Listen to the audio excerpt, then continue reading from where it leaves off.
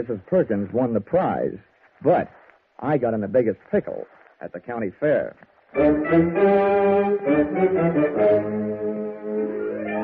This is another in the adventures of America's fabulous freelance insurance investigator, Johnny Dollar. At insurance investigation, Johnny Dollar is only an expert. At making out his expense account, he is an absolute genius.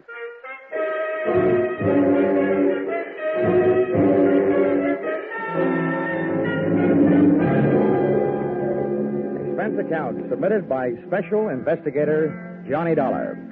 To Home Office, Corinthian Liability and Bonding Company, Terminal Building, Hartford, Connecticut.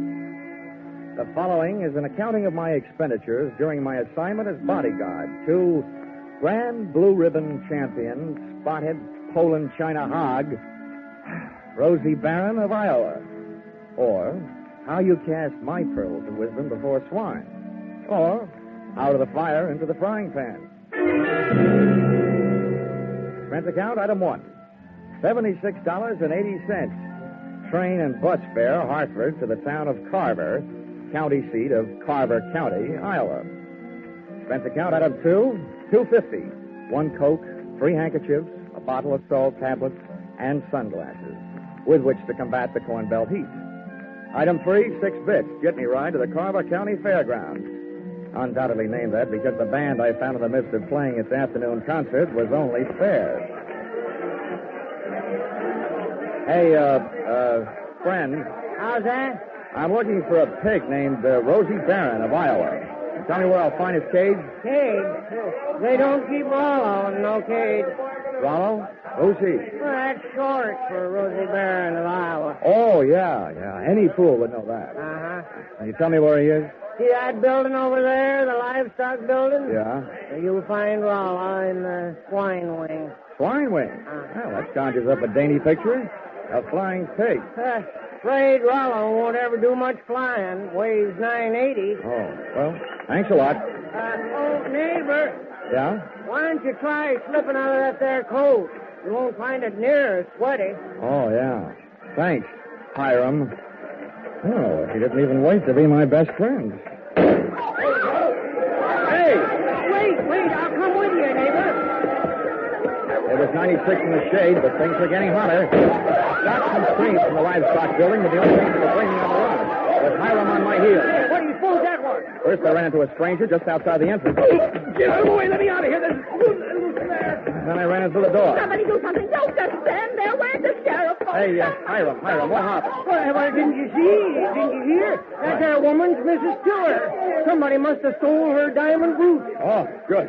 I was afraid somebody might have put the snatch on Rollo. Her husband owns Rollo. They must have been taking her pictures of Mrs. Stewart in the middle of a crowd. And when they had her smiling real pretty, them flash bulbs went off, and then somebody must have reached around from behind her, yanked the brooch, and started shooting a gun in there. That's a tried and true method of busting up a crowd to help make a getaway. Think anybody saw who did it? Couldn't. Those flashes would have had them blind as bats for a minute. There's the sheriff. What's his name? That's Harry Blewett. Harry Blewett? Yeah. Sounds like a slogan from the Republican campaign. Hey, here, you. Wait a minute, let's go. When everybody around here's trying to get my coat off. Come on, Sheriff. Loose the haberdasher. All right, now, never mind the fancy talk, young fella. I saw something pass between you and one of the thieves just outside the door. Oh, you're out of your mind. That guy bumped into me. He came crashing out of here, and I happened to be in the way. I'll bet you happened to be in the way. Accidentally on purpose. Now, that's an early American comeback. But that's the way it was. Now, look, I won't ask you for a search warrant, Sheriff. You think I got the brooch on me? Start looking. All right, I will. All right. Yeah, now, in that pocket, cigarettes and a lighter. I see 'em. You see? Yeah. And in that pocket, handkerchiefs and salt tablets. Salt tablets? Mm-hmm. Now, why don't you look in my inside coat pocket? And there you'll find my wallet and identification. I was coming to that. Well, Yeah. Dollar, insurance investigator, Hartford, Connecticut. Well, what brought you out here? I'm a piggy sitter for the Corinthian Liability and Bonding Company. They wrote a policy for $25,000 on your friend Rollo, Rosie Barron of Iowa. Who ever heard of taking out a $25,000 insurance policy on a hog? I did. And right now I wish I hadn't. Some people pay high premiums for publicity, Sheriff, and that's what the Blue Ribbon Prime Packing Company is doing in this case. Now, may I have my wallet back? I want to count my money. Yeah, now, here. All right. Here's your wallet. You may think you're quite the joker, young fella, but I'm telling you right now, I'm going to keep an eye on you. I got a better idea than that, Harry. If I were you, I'd go looking for that photographer. Why? What'd he do? He took the picture, and there's just a chance the thief may be in it. Say, that gives me an idea. Sheriff, whoever says you aren't smart makes no mistake.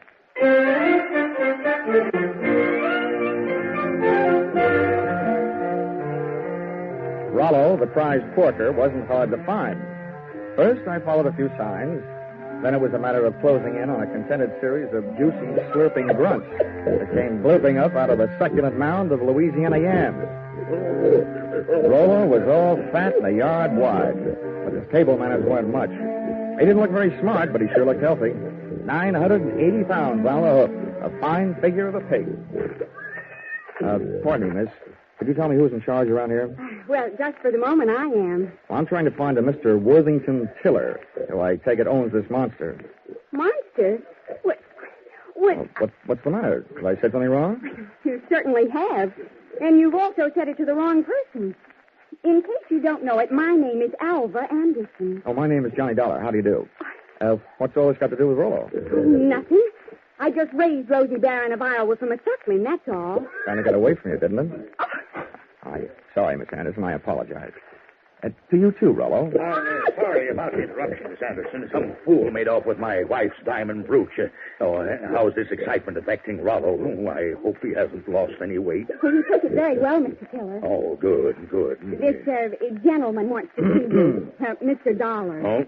Yes. Oh, from the insurance company. That's Good, right. Good. Well, I'm glad you're here. We'll have your picture taken right away with my wife and Rollo. Oh, it'll make grand publicity for Blue Ribbon Prime Packers. Oh, I don't mind having my picture taken. Yeah. Just so long as your wife doesn't mind having people pinch your diamond brooches. Oh, well, then, don't worry about that. It was fully insured.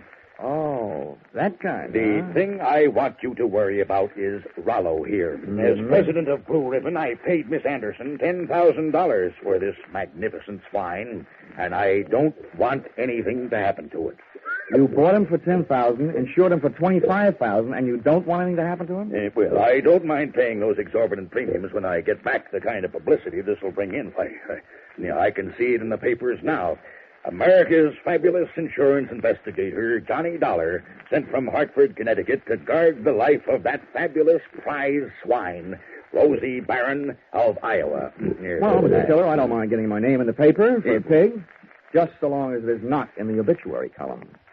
I just couldn't stand having my tombstone read, Johnny Dollar no longer am. He gave up his life for a great big ham.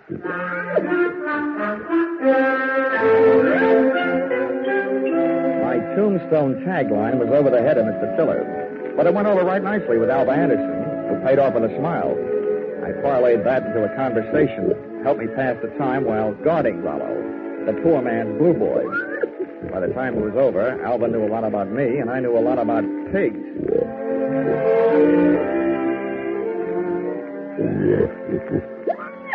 You know, you have beautiful eyes, Alva. Mr. Dollar, do you know what's really interesting about the origin of swine? Why, it's estimated that the Chinese people domesticated swine about 2900 B.C.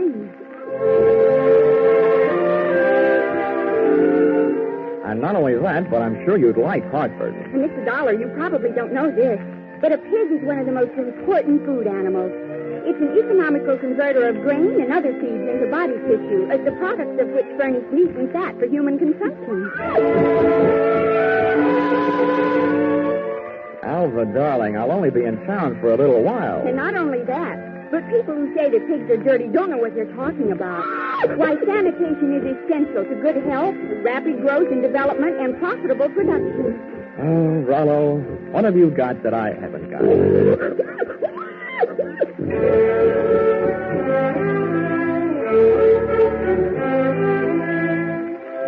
still don't know whether Alva stuck around because of my charms or Rollo's. But she was still there at the changing of the guard when Mr. Tiller, in person, came to relieve me long enough for a trip to the dining hall. And what do you think they had for dinner? What else? Baked ham. Oh, dinner was wonderful, Johnny. Coming from you after eating baked ham, that sounds practically cannibalistic. Oh, Johnny, stop.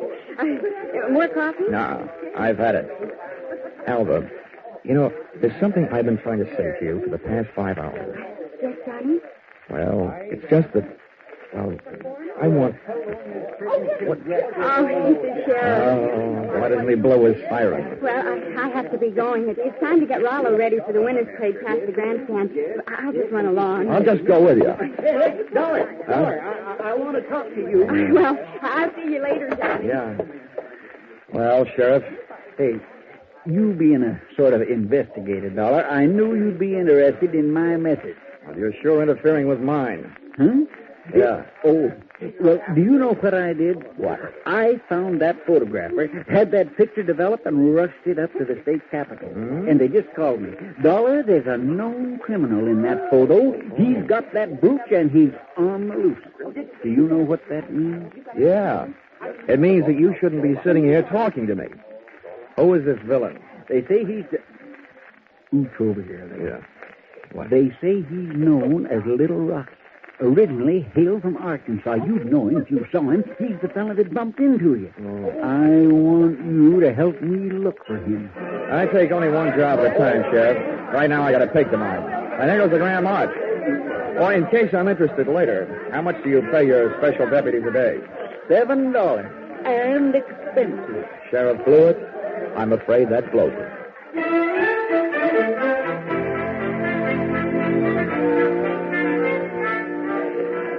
The Carver County pickle and pie winners were lining up to lead the Grand March. By the time I got to the grandstand, down at the tag end of the livestock echelon, there was a shiny white cab and trailer, sporting the markings and mottos of the Blue Ribbon Prime Packing Company. And high upon it, perched on a platform and surrounded by a sturdy iron railing, stood that champion, the pride of the pork set, Rollo, Rosie Barron of Iowa. It was lovely. It was divine. I had a feeling that swelled my heart with pride. Here they were, products of the American home and the American soil. A fanfare of foodstuffs flowing from the horn of plenty. Just because of my association with Rollo, I felt that I was playing some small part in this gallant parade as it was started the first leg of its journey. It was inspiring. It was thrilling. It was... All of a sudden, it was downright frightening. As Rollo's chariot rolled by, I got an eyeful of its driver. It was my comrade in collision, the guy who had put the snatch on Mrs. Tiller's diamonds, Little Rocky from Arkansas. I added to my treasury of thankless tasks by trying to pin a tackle on a 5-ton truck. I could go ahead with one hand, let me roll with one foot, and I out my feet from an unexpected adversary. Knock him loose, Swallow. He's on the running board. Hey, what the... I was flat on my back. Everybody was screaming and hollering. The truck went crashing to the fence. And Rollo, Rosie Barron of Iowa, was one little piggy who wasn't staying at home.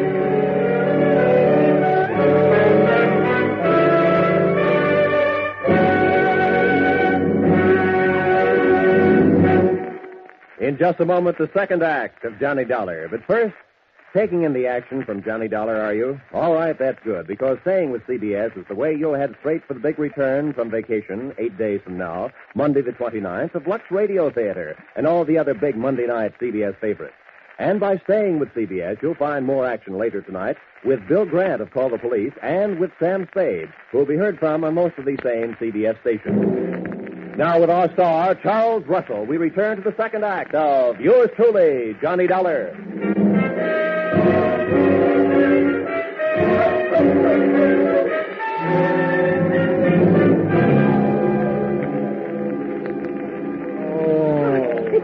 Johnny, are you all right? Can you get up? Oh. Well, the spirit's willing. I'm not sure about my spine. Here, let me help. I'm the guy who goes around telling kiddies never to hitch rides on trucks.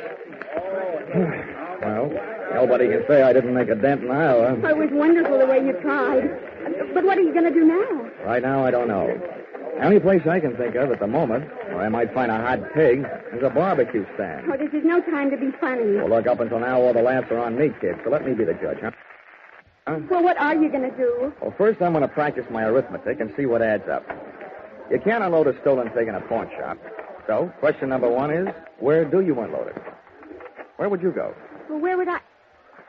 Well, I'd never thought of it. Well, here's what I figured. The Rollo on the hoof is too well known to peddle for anything like the dough he's really worth. I mean, he's not like a big diamond that you can cut up and Or is he? What is the going price on pork? The market this morning was at $23.50. Well, that kind of money hardly sounds like Little Rocky's kind of project. But maybe things are tough. By the way, Alba, have you ever been in Arkansas by any chance? Why, no. Why'd you ask? Just wondered. Hey, Dollar, just a minute. I want to talk to you. Barnyard bloodhound himself. Yeah, Sheriff?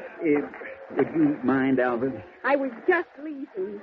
How could she be that cold on such a hot night? Huh? What's bothering you, Sheriff? I saw your little performance, Dollar, when you leapt at that truck. Just how hard was you really trying?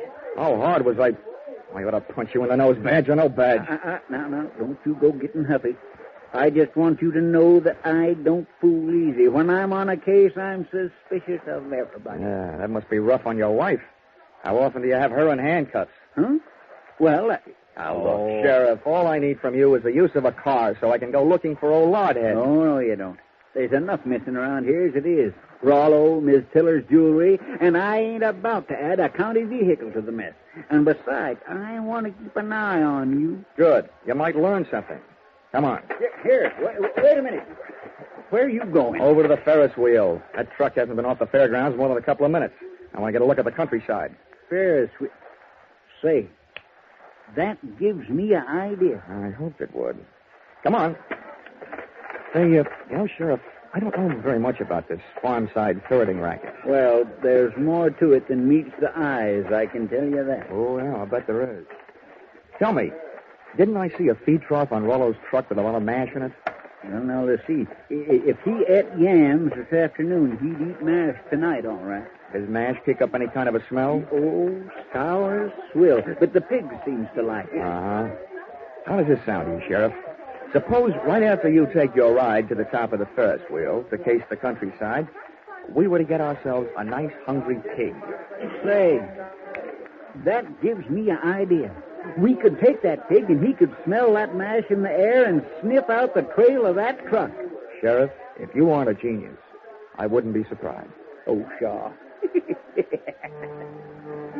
It was planting time in Iowa that night, at least for ideas, two of which I had planted in the not-too-fertile mind of Sheriff Harry Blewett. And as long as it took us to walk from the trotting track to the Ferris wheel, it came harvest time for notion number one.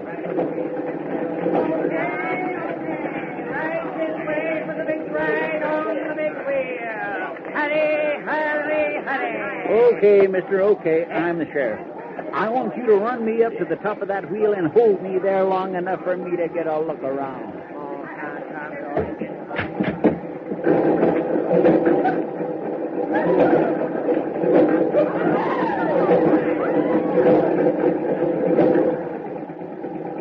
When the wheel came to a stop with Harry Blewett sitting in his little cage at the top, I pulled a low trick on a high sheriff. I bought a pink lemonade from the juice stand next to the Ferris wheel, walked over to the motor that rolled the big heap, unscrewed the cap on the gas tank, and gave it a big, long drink.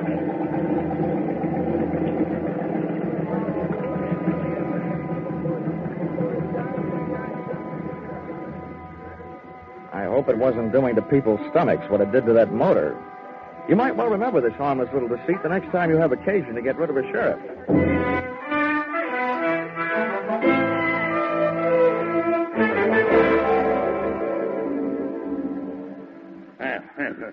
This kind of publicity is a little too expensive, Dollar. I demand that you do something. Now, don't worry, Mr. Tiller. I am going to do something.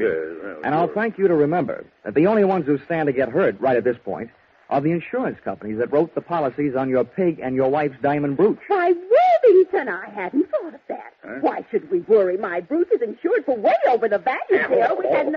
Hortense, you keep flapping that loud tongue of yours, the first thing you know, they'll be accusing us. Why, they wouldn't dare. Oh, yes, we would, Mrs. Tiller. It was just not the A time. $15,000 profit on a pig and whatever else you could make on your jewelry might make anybody the type, Mrs. Tiller. Now, see here, Dollar.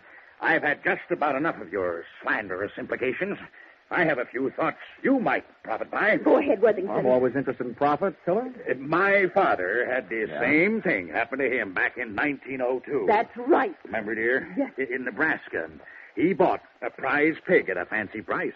And then the scoundrel that sold it to him turned around and stole it back. There, see? See? What do you think of that? Would this be a suggestion that we throw the young lady who sold your pig to you in the pokey on the strength of something that happened 37 years ago? Well, That's for you to decide, Dollar. Right. Just don't say I didn't warn you. I see. Yeah. If you don't have an orchid to pin on a young lady, try suspicion.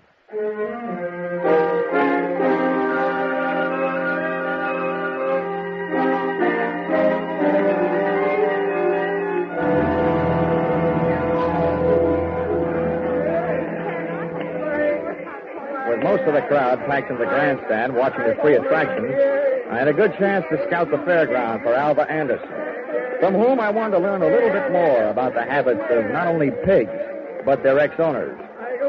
A trail led me past the home-baked cakes, hybrid corn, the watermelon pickle, tractor and harrow exhibits, and all the way back to where I'd first met her, Rollo's pen in the swine wing of the livestock building. But when I got there, Rollo's cupboard was bare. Alva was leaving for the rear door in the company of a small, tough-looking gent carrying a sack over his shoulder. Name of Little Rocky from Arkansas. I could hardly believe it, but they piled into a car and hauled off up the road. At the risk of adding one last insult to the most recent injury I'd inflicted upon Sheriff Blewett, I stole his car and went dusting up the highway in hot pursuit. There's nothing easier to follow than a red taillight on a clear night. And the bright Mazda Ruby tacked onto the rear of Little Rocky's car led me around the village of Carver and 11 miles out to the pastures, to a shack hidden in a grove of elm trees 100 yards off the road. I parked the car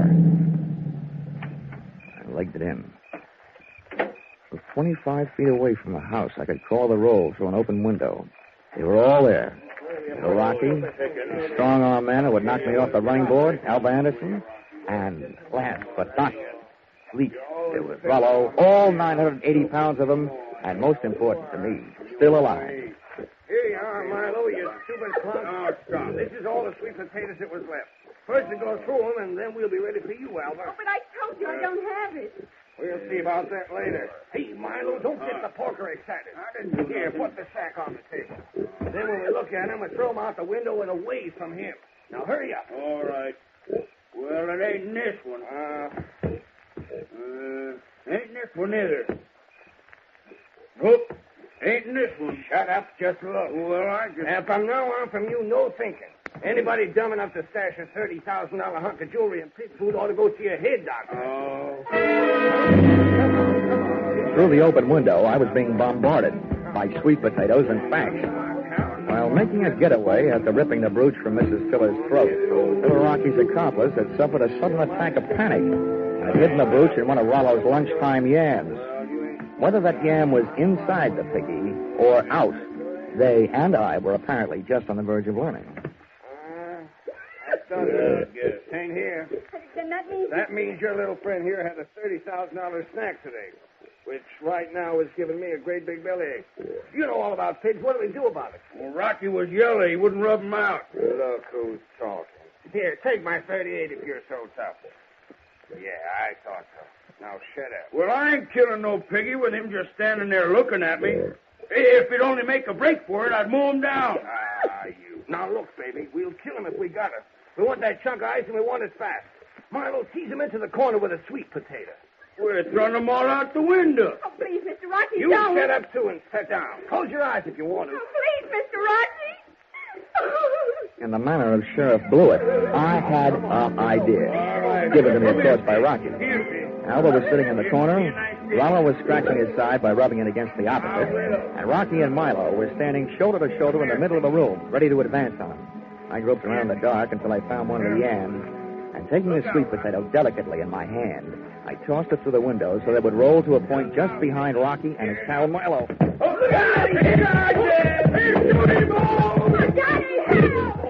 Rollo took my bait and, getting to it, knocked his two would-be executioners in a heap on the floor. I took over from there, jumping to the window and applying the kitchen chair dutifully to the mysterious, reducing enemies to a state of unconscious surrender. They gave out, Alba gave up, and Rollo gave me a dirty look.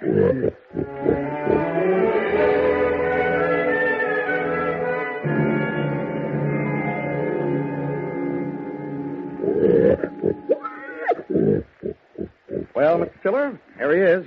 Safe and sound, good as new, fat and sassy. Well, good. Congratulations. And not only that, but in him someplace, he not only has a good fighting heart, but also that diamond brooch of your wife's. Oh, yes, very interesting. Well, I'd better go charter a plane. Rollo is due in Kansas City at noon tomorrow. Oh, but it might upset him, Mr. Tiller. Rosie Barron of Iowa's never flown before. He might lose weight. Yeah, what's the big hurry to get him to Kansas City? Is he booked for a personal appearance? Oh, no. No, hardly that. He's due to be slaughtered at a special ceremony. All the plans are made. Oh, I wouldn't want to disappoint my boys. They've been looking forward to this. How do you like that? Why, it's almost murder. Poor Rollo. Oh, Johnny. Come on, let's get out of here, Alba. Gosh, who'd have ever thought I, Johnny Dollar, would ever gotten so attached to a pig?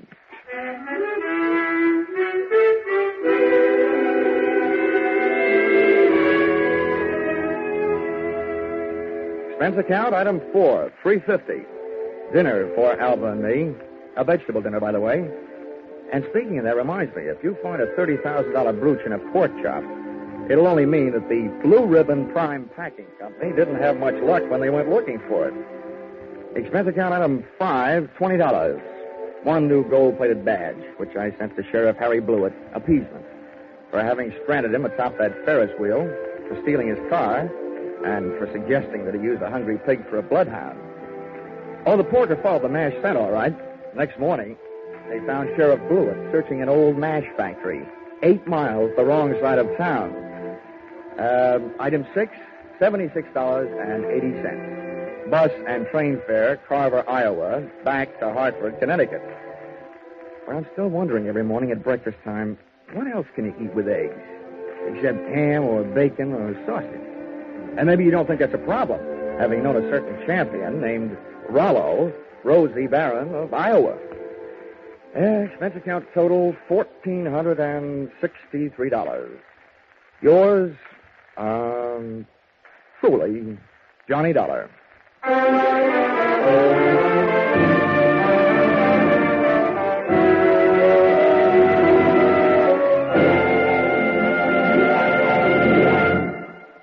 Yours truly, Johnny Dollar, is produced and directed by Norman MacDonald and stars Charles Russell with script by Paul Dudley and Gil Dowd. Featured in the cast were Parley Bear, Sammy Hill, and John Daner, with Junius Matthews, Ann Morrison, Jack Crucian, and Paul Dubov. Pinto Colvig was Rollo. The special music is written and conducted by Leith Stevens.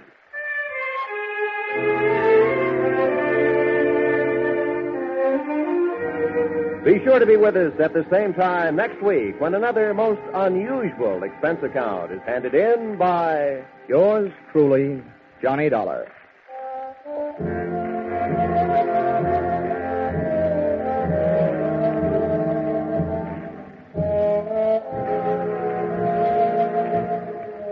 Your Hit Parade on Parade will be back tonight in the familiar CBS Jack Benny time with the great tunes of August 12 years ago. Sweet Leilani and Where or When. Many another still green in your memory will be among the hits you will hear. Speaking of hits, put down August 29th this year in your little book.